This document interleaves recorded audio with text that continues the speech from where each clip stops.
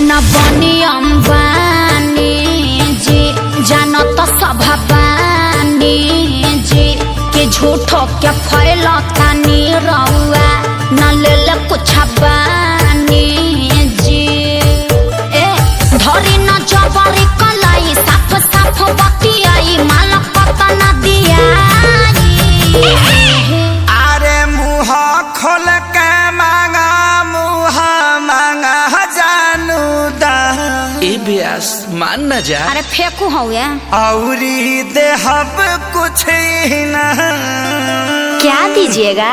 2 रुपया हो 2 रुपया आ गई औकात पर 2 रुपया हो 2 रुपया हम जानत नहीं बोरा में अकेले 2 रुपया हो बोरा में अकेले 2 रुपया हो उमर हिला के पौने 2 रुपया बोरा में अकेले 2 रुपया उमर हिला के पौने 2 रुपया।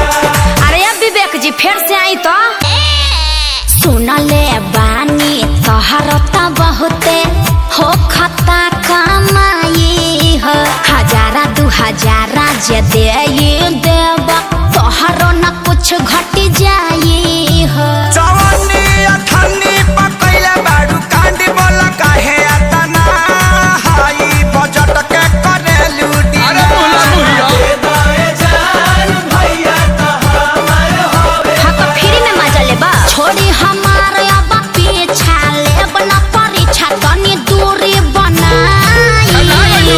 अरे तो तोहरे खातिर सब भई जुटावता निधन चल झूठा ऐसे तू रहो जान मां। अरे होई पगली के पाछा पगली झरब का ब्यास। हाँ तो तहार कहे भभाता 2 रुपया हो 2 रुपया का खा 2 रुपया हो 2 रुपया कहत जा।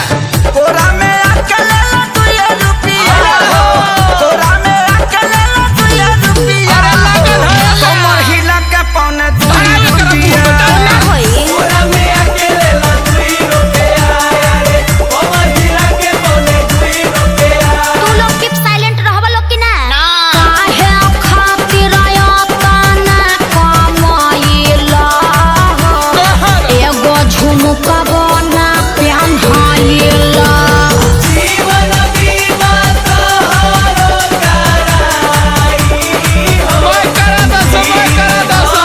सब पेन्हाई। हाँ तो एगो हाई हिल के सैंडल किनवा दलो अरे धन धन्य कैलू दिल से बाटे धन्यवाद वेलकम जादव जी रह जीवन भरवा जिया जिया मजनू के सारू तू तो देखे में लागत तारा का? फारू बेबी फारू बजट बढ़ाओ बैगनो बेच दे बेच दो 2 रुपया होते हैं 2 रुपया 2 रुपया होते हैं 2 रुपया ले ला चुमा